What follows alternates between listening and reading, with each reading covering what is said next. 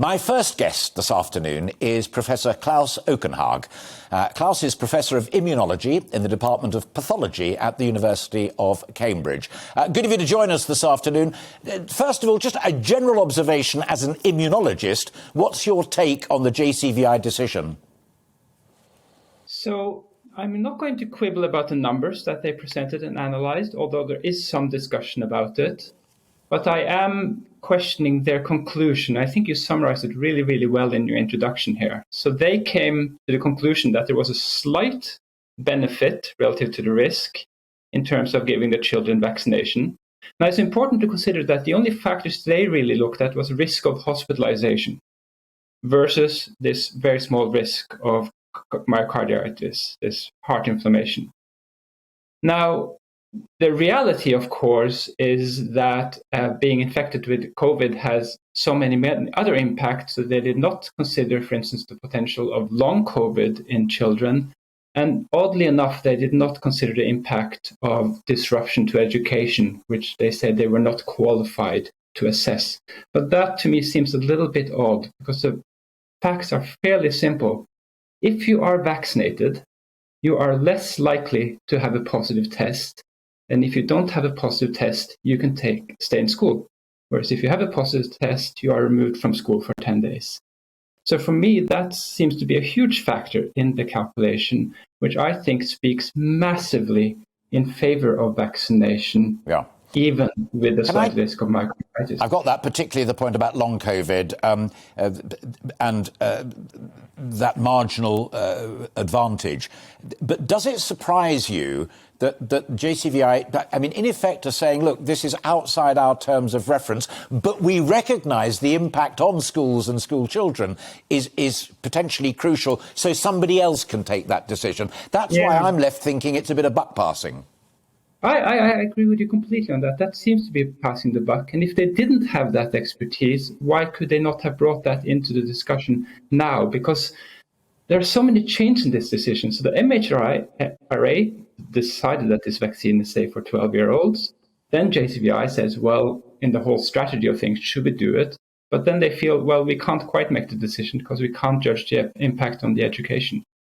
My view is we've now gone through a Herculean effort to protect the elderly and the vulnerable in our society, who now, by and large, are vaccinated and are reasonably safe, and rightly so. We now next need to do everything we can to allow the children to get back to school and have uninterrupted education. And my view, and many others, is that vaccination is a really key component of that for our secondary school children, given how safe it is. And let's remember, the United States have done exactly the same calculations, but have come to the conclusion that actually there's a very significant benefit relative to the risk. Yeah, and France and Germany. 9 million children in this category, and there are not mass reports of side effects in these children. The numbers are in. Final question, and reminding folk that you are a professor of immunology. One of the other things that really worries me is that although this is JCVI specific and it's 12 to 15-year-old coronavirus specific, are we looking at a set of decisions that could damage future confidence in vaccinations generally? And I mentioned MMR and I mentioned meningitis. I mean, I think that they have put our faith in jabs in jeopardy. I agree with you. It's really, really important to remind ourselves that of all the medicines we take in our lives, vaccines are absolutely the safest ones, and they are absolutely the ones that provide the greatest benefits. So this is getting that jab is one of the least risky things you'll ever do in your life. And it's really important that we keep reinforcing that message. Yes, the rare side effects can be serious, but they are so incredibly rare compared to all other kinds of risks we take. Professor Klaus OakUnHarg, Professor of Immunology in the Department of Pathology at the University of Cambridge. My profound thanks to you for joining us this afternoon. Thank you. Since the JCVI has said that it will not recommend vaccines for teens, many ministers are making it clear that they approve of vaccinating that age group. Children are faced with an abundance of mixed messages. Should we be more concerned about whether this confusion will create more vaccine hesitancy, as the professor just suggested? I put that to him and he agreed. Here to speak about this is the Professor of Psychology and Health at Manchester Business School, Professor Sir Cary Cooper, CBE. Professor, good of you to join us as well, and good to see you again. Can we, as it were, stand it on its head and reminding folk that you're Professor of Psychology, that point that Professor Klaus ended on, that this set of decisions really runs the risk of denting our faith in vaccinations generally? Yeah, I agree with you, Alastair. That's the worry I have, really. I can understand their caution. And remember, it's very limited what they were asked to do. And I was quite surprised that they weren't asked to look at the potential downsides of long COVID, of kids who didn't take the vaccine, and built that into their modeling. Because, I mean, we're talking about what Klaus said was, I think, really important. He said the risk is very low. There is a risk, but there's a risk with all vaccines. There's a risk with all medications. And also, the other thing I don't quite understand is the evidence. There's quite a lot of evidence. I mean, if you take a look at Canada, for example, I was just looking at the stats on Canada, and the fastest growing group to take the vaccine in Canada is the 12 to 17-year-olds. That's faster moving. Obviously, they've taken it later than the older age groups. But the uptake is much faster than any of the other age groups. So in Canada, they looked at the data. We must have data from Canada and the US and elsewhere, France, where they're actually vaccinating 12 to 15-year-olds and looking at the risk ratio, and then taking into account the long COVID if you don't take it, because kids who could get long COVID, and how many of them are doing that. But I am worried about the mixed messaging here, and I'm just kind of worried, although they have said that let's have the chief medical officers look at it, and let's think about schools and think about long COVID and think about all the issues associated with it. I just hope it doesn't undermine the vaccine programs in the future, because we're going to have viruses. We're going to be living with them for a long time. And psychologically, I'm worried about that it might have that impact.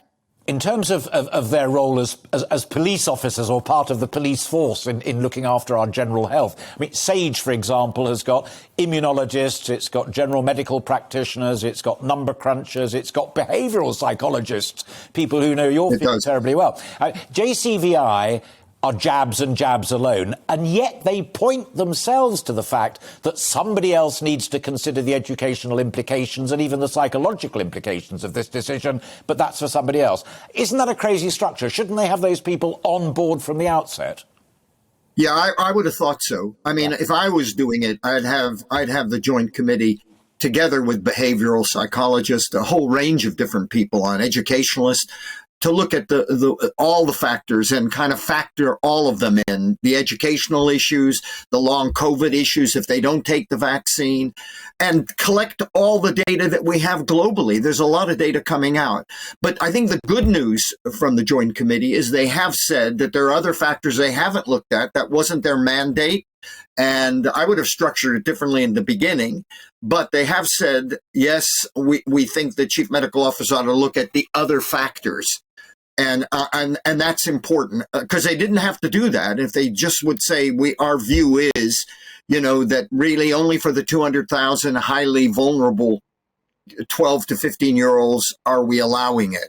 But parents need the information, Alastair, and that's the other thing, is whatever they decide, if ultimately the chief medical officers and government decide that 12 to 15-year-olds can take it, the parents will need to look at the risk data. They'll need all the information they can get on this so that they can make informed decisions, because they are going to ultimately be responsible, because it won't be mandated that they should take it.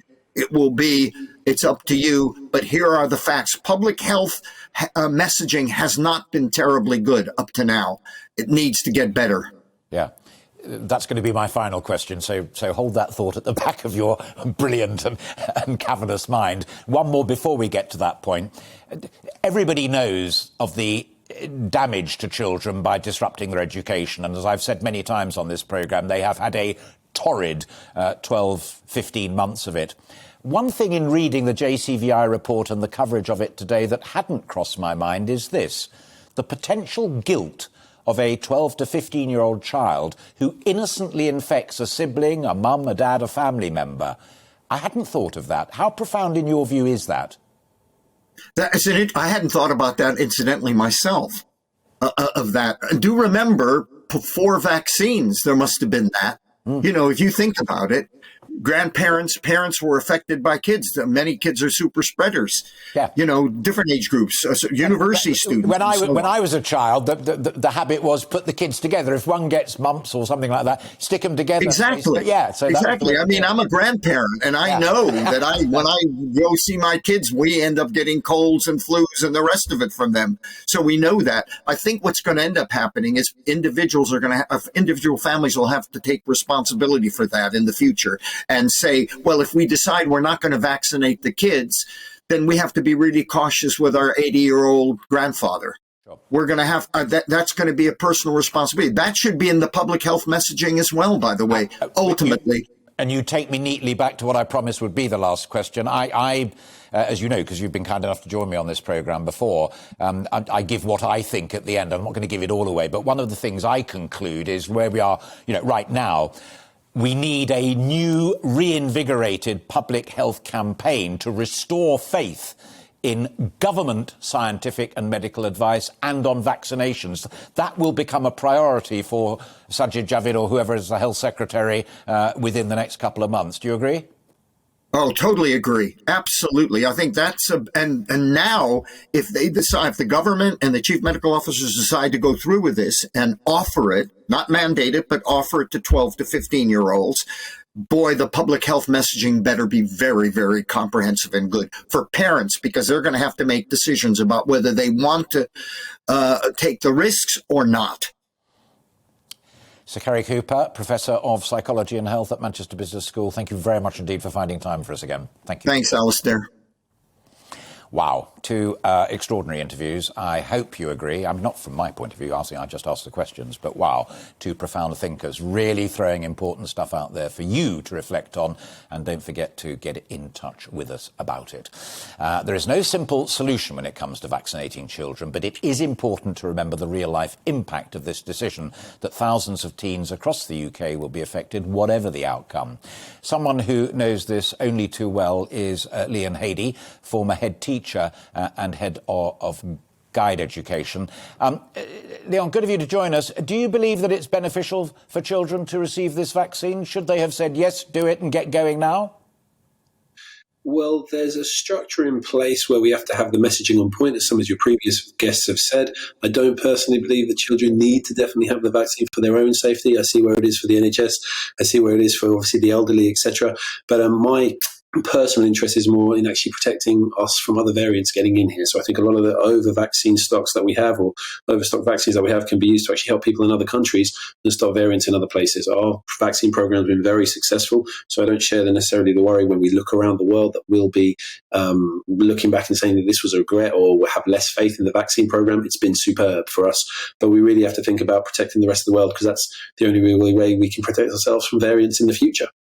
So you have more sympathy in a cautious assessment, but do you think that it's right? I mean, you're a leader. That's what you do, albeit in a different arena. For them to come to that partial conclusion, but to pass the buck up the line, you wouldn't do that. Well, that's actually the point. It doesn't. What they've said doesn't really matter as much as what the MHRA said, because you can go and get that vaccine for a 12, 15-year-old now. You can. And whether it's actually going to be something that's mandated is a different thing. And obviously, the ministers aren't really kind of telling us what we should do or shouldn't do. We have to prepare. So, of course, if the governments have to put through the legislation to prepare for this, they're going to do it anyway. So, regardless of what the other instances of this were said, the government will have to prepare, because this may be something that we need not to take, but it might be something that comes across in the winter and actually we see more data, more instances. We need to vaccinate the children, but they have to prepare for it now. And that's the leadership part. They're preparing for it now. I understand that, and very, very clearly put. Had you also thought through, which my two professor friends hadn't, and nor had I, of the psychological impact upon a child unvaccinated who nevertheless becomes positive, infected, and then passes it on to a sibling or, God forbid, even a vulnerable parent? Had you thought that through as well? Yeah, unfortunately, there was a situation close to me. One of my friends, he was an anti-vaxxer. His father was not. His father was shielding. He went to visit his father, told him it wasn't this, that, and the other, you're being silly, etc., etc. The father opened up to him. The father died 10 days later. Obviously, he holds himself in great guilt with regards to that. And we try and tell him X, Y, and Z. So students will have this in mind. But you have to remember now, with the vaccine program the way it is the responsibility of every adult to get themselves vaccinated. It is the responsibility of every adult to tell people who are close to them to get vaccinated. And what we're seeing now in the intensive care is more people who aren't vaccinated than people who are. So you're actually seeing the benefits of the vaccine program massively. So if every adult gets vaccinated, the children don't have that moral quandary. Final one, and a quick one, if you'd be so kind, Leon. How confident are you that Robert Halfon and Kevin Collins and the rest of them will get what they want, i.e. kids back to normal learning within a few weeks, months? The country is all pulling together with that in mind. Every single head teacher to teaching assistant, every single online provider. And one of the things with online providers in particular is they've realized and seen the massive chasm, because it's not just the education. It's actually preparing kids to feel safe, preparing kids to feel comfortable. Having a responsible adult around you is more important than being educated in math, science, and the rest.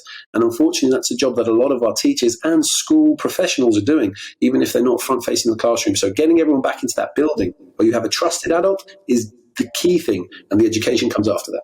Sure. Leon, always a pleasure to talk to you. Thank you very much indeed. That's Leon Haley, former head teacher and head of Guide Education.